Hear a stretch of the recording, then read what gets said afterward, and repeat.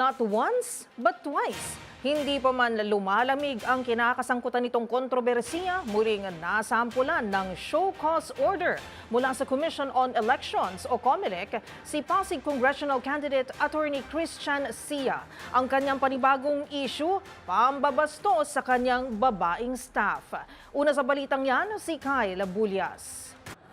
Matapos pagpaliwanagin dahil sa malaswang biro sa mga single mom, muling naglabas ng show cause order ang COMELEC laban kay Attorney Christian Sia dahil naman sa naging komento nito sa pisikal na katangian ng kanyang staff. Sa kanyang campaign rally noong Abril 3, pinaakyat ni Sia ang staff nito sa entablado bago ito nagbitawan ng mga pahayag tungkol sa kanyang katawan. Nasaan si Jaja? Ha? Nagdadayat ba? Jaja, magpakita ka lang. Yan ho ang staff ng... Yan. Jaja, ano ba itsura mo nung nakaraang 15 taon? Payat? Hindi. Nung makuha ka na ni Ewing.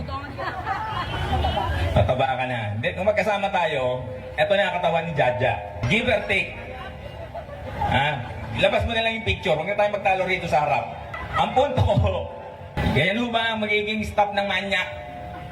Di ba? Ginawa ni Sia ang pahayag kasunod ng pag-viral ng una niyang video tungkol sa mga single mother kung saan ipinagtanggol nito ang kanyang sarili at isinisi sa kampo ni Pasig City Mayor Vico Soto ang paglaki umano ng naturang issue. Ayon sa COMELEC, ang mga binitawang pahayag ni Sia ay paglabag sa COMELEC Resolution No. 11116 o ang Anti-Discrimination and Fair Campaigning Guidelines para sa eleksyon.